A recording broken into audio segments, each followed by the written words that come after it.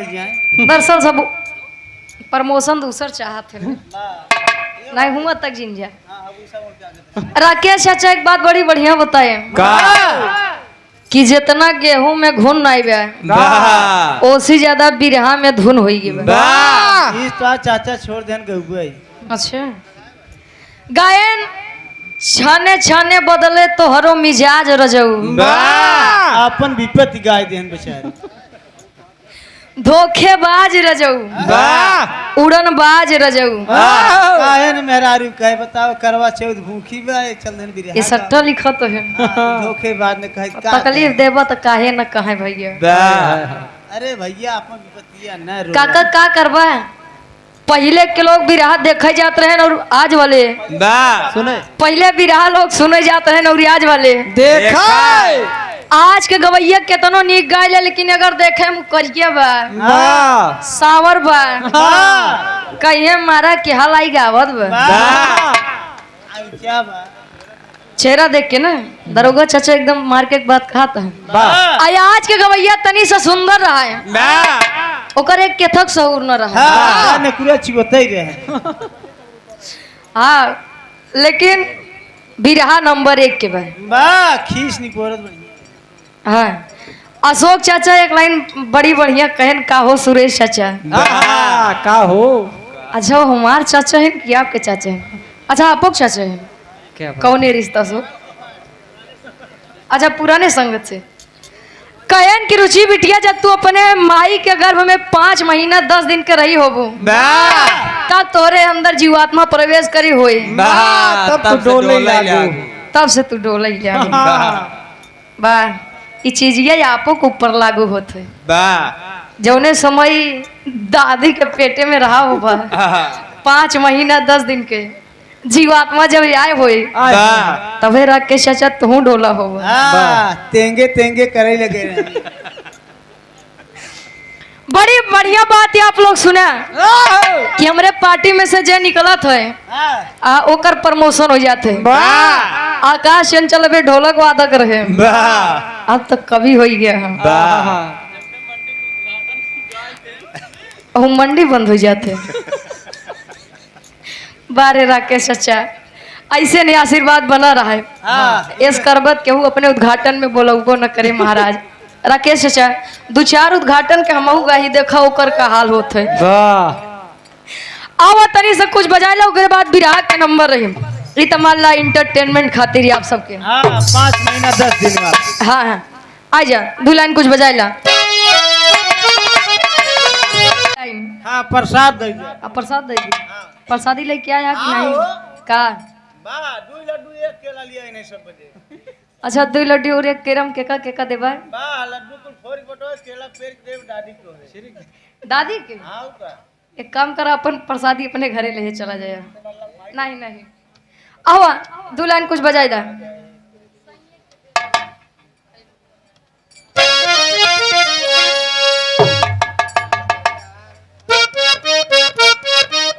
जियो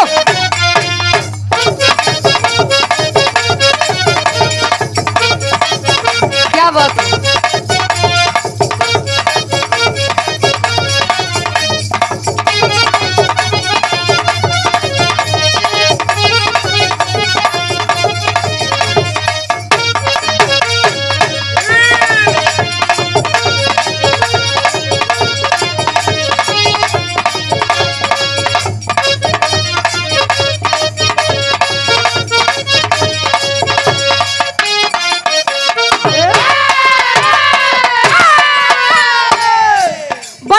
गीत के संकेत गलत है बढ़ ले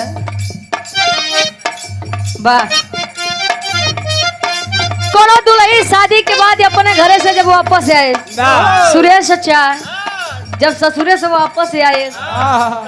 आस पड़ोस के जितना सखी सहेली है सवाल करते हमारी कि नहीं तब दुल्हिया बतावे कैसे बतावे आवाज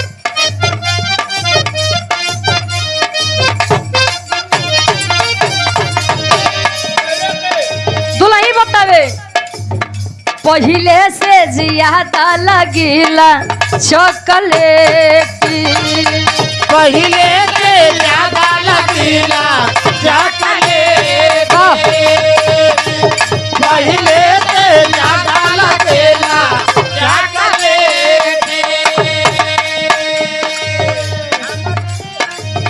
खाली दुए महीना में बनल बापे की जय हो।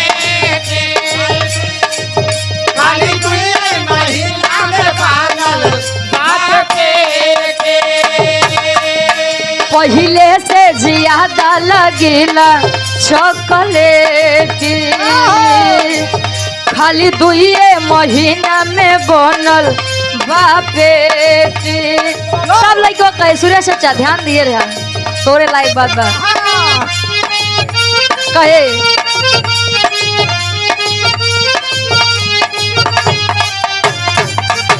नैहर में रहलू टूटी टिहरी ससुरवा में गो कैलू जा नैहर में रहलू ससुरवा में गो कैलू जा नैहर में रहलू ससुरवा में गो कैलू जा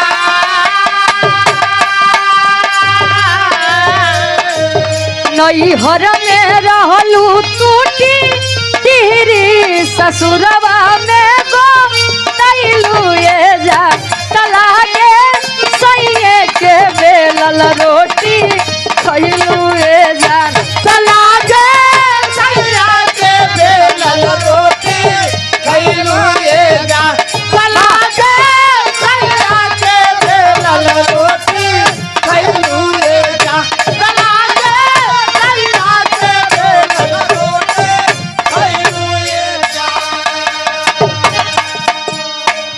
अच्छा जो नारी पतिव्रता नारी होती है उसके लिए उसके पति के अलावा चाहिए जितना जैसा हो केहू मैटर रखबे नहीं करत हो आ तो देखा था मुड़ी रेत जावती है जवन जवन सत भतरी में हराज निकलत हैं। हाँ पति के मरण सती जनी है सत भतरी में हरी है का जानिए का जाने ये सुल्तानपुर के बे घटना है हो ही है लेकिन हम तो प्रतापगढ़ और जौनपुर के बॉर्डर पे ही नहीं जाए दे दुल्ही बतावे कैसे का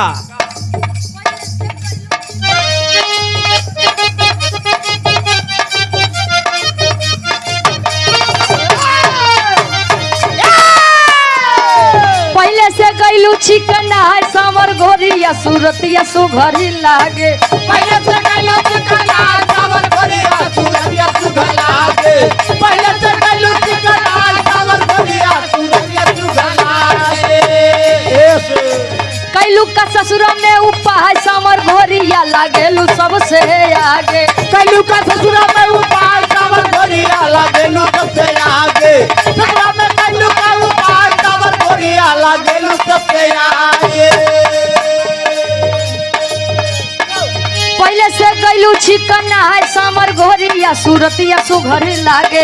कैलू का ससुर में उपा है सावर घोरिया सूरतिया सुघरी लागे। राकेश चाचा इमाल हमरे चाची कहे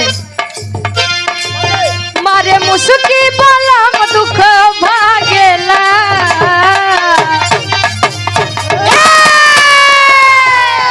हम नहीं मान ला चाची कहा मेरे चाचा के मलके मारे मुस्की बलम दुख भागेला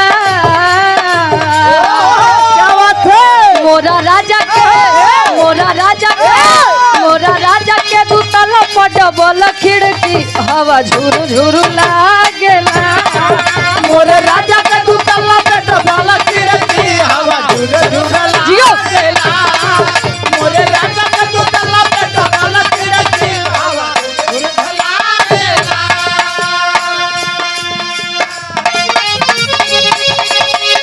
क्या बात है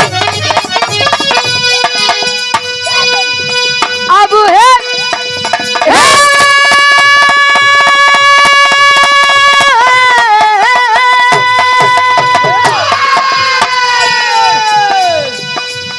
ये हमारे गुरुजी संकेत करते हैं निर्गुणी भाव में संसार का जो सत्य है बाबा एक दिन सबके जाबा महाराज कहाँ जाबा अब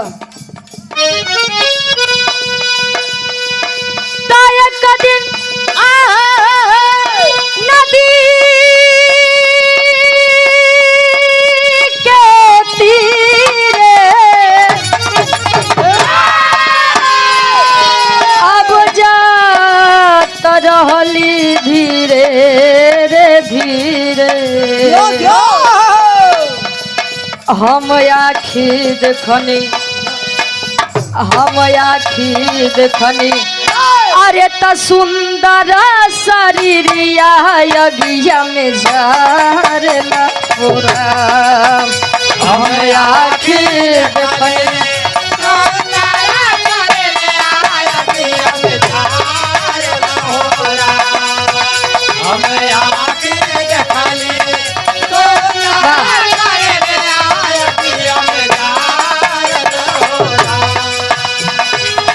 हित मीत जे भी जुटल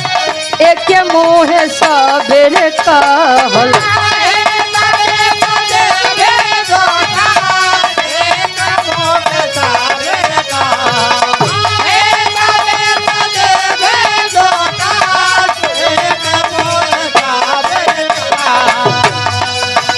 हित मीत जे भी जुटल अरे एक मुँह सबेरे कहल अब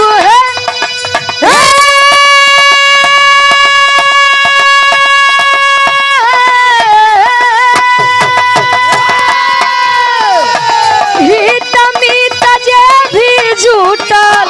हित मीत जे भी जुटल एक मुँह सबेरे कहल अरे बेटा के मरले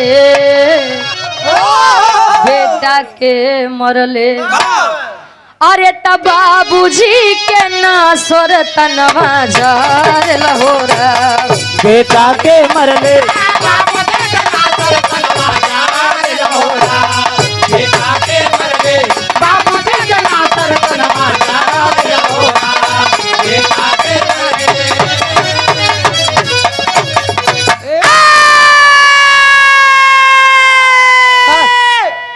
काहे चिल्लाता है यार।